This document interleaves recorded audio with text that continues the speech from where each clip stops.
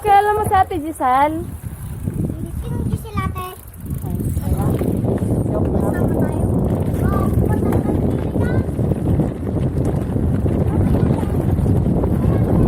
Bye!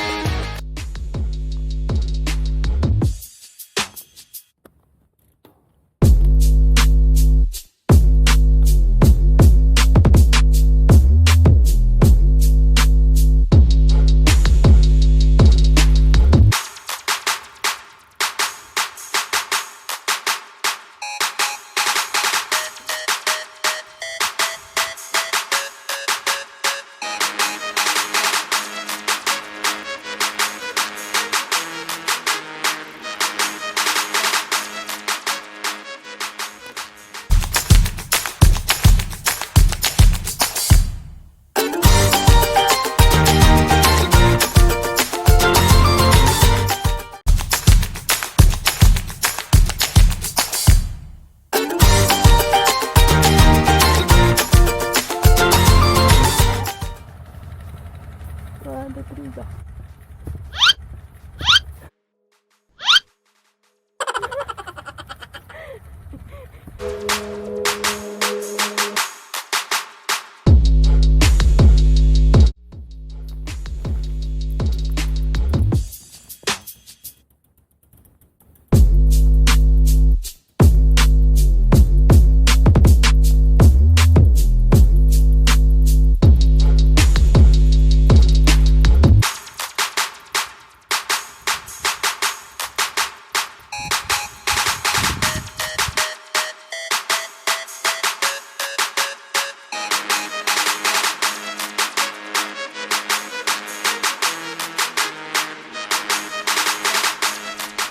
So, ito yung tinatawag nilang drone-like shot gamit ang selfie stick na 3 meters.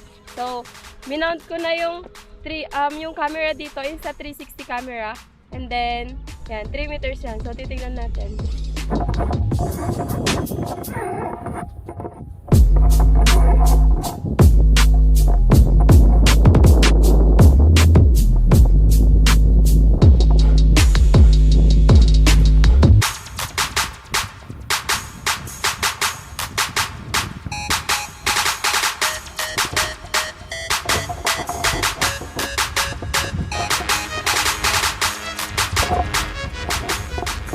Naririnig mo ba ako?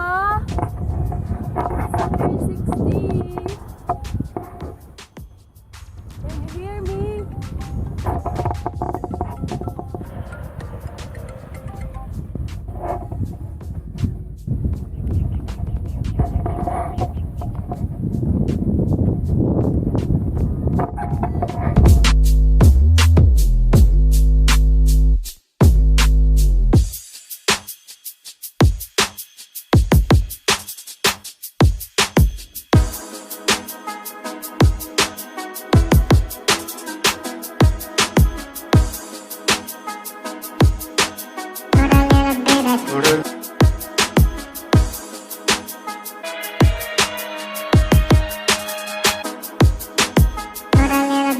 Put a little bit of shit, put a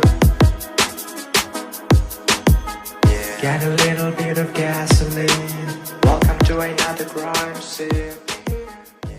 What's up mga karonda? So ngayon po gamit natin ang Insta360 action cam. So gamit natin yung 360 mode. Yan. So dalawa yung lens niya, front and back. So ganyan siya. So nakikita siya buong paligid kaya hindi mo na kailangang mag-adjust kung saan pwedeng mag-a-adjust. So meron ako ditong selfie stick. Yan. So iba't ibang ways kung paano natin gagamitin tong Insta360 and yung mga effects din na hindi mo na kailangang mag-edit pa sa ibang editors. Kasi nasa Insta360 lang siya. So meron tayong 4 bullet time, tas meron sila kasing binigay ito. So, ito, pwede rin siya pang stand. Yan. Ganyan siya, guys. Pwede siyang stand. So, yan. Hindi ko siya pinakita nung nag-unboxing ako kasi mas maganda na nakita siya ng kung paano talaga siya gamitin. So, ganyan, guys. Isa rin to sa way para magamit ang Insta360. So, meron na siyang stand. Kahit na mag-isa mo na lang na nagsushoot sa sarili mo, okay lang. So, guys, meron din tayong carbon fiber na selfie stick. So, up to 3 meters siya. So, sobrang haba niya. Tingnan mo. Gagamitin din natin to for third-person shots and for drone shots, drone-like shots. So, ganito siya kahaba, guys. Tingnan nyo. Oh, nag-slide siya. Yan. Sobrang haba niya. Tapos, kailangan iniikot-ikot siya para mag-lock. Yan. Ikot-ikot hanggang mag-lock. Ikot-ikot mo lang siya hanggang sa mahilo. Say what? Pwede rin siyang panungkit ng mangga. Tsaka kung anong prutas dyan, actually. Totoo. Carbon fiber siya kaya lightweight. Yon. So, ganito siya, guys. Sobrang haba niya, diba? Yan mo, guys, oh. Woohoo! Yan. So, ito yung isa pa sa pwede natin gawing trick para sa Insta360 natin na mode. So, lalagay mo siya sa likod.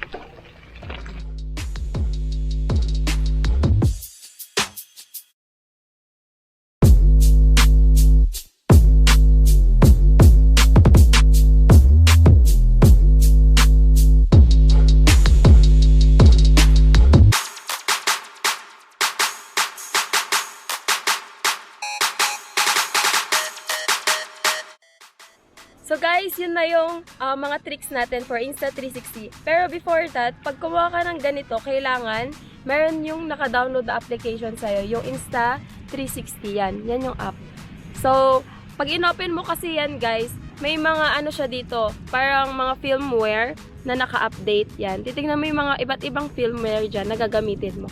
So, yun lang. Konti lang yung pinakita ko sa inyong tricks, pero yun na yung isa sa mga pinaka-the best na tricks for camera and for cycling vlog. So, napakaganda po ng lens na to, Insta360 lens, kasi talagang nag-overlap siya. Kahit na hindi mo na i-position yung camera, is pwede mong ayusin yon using your phone, or pag naka-ano na siya, pag na-download na siya, naka-connect na siya dito sa phone mo, dito mo na siya ayusin. So, kahit na magulo, or hindi mo nakikita yung sarili mo dito sa ano niya, dito sa screen niya, ano pa rin, pwede mo pa rin siyang ayusin sa phone mo. Kagaya yan, di ba? Kunyari, magsushoot ako. Tapos, okay lang kahit di nakikita yung sarili mo dyan. Basta, maayos mo siya using your Insta360 firmware application. So, yun. Super sulit. And thank you, Insta360, for having me this cycling camera for my vlogs. So guys, check my description box below for their official store. Guys, doon na kayo mag-shopping, and super sulit po to, Insta360 cam. So guys, thank you guys for watching my vlog. I hope to see you again my next ride. Like, share, comment, subscribe, and click the notification bell button for more updates on videos ko. God bless!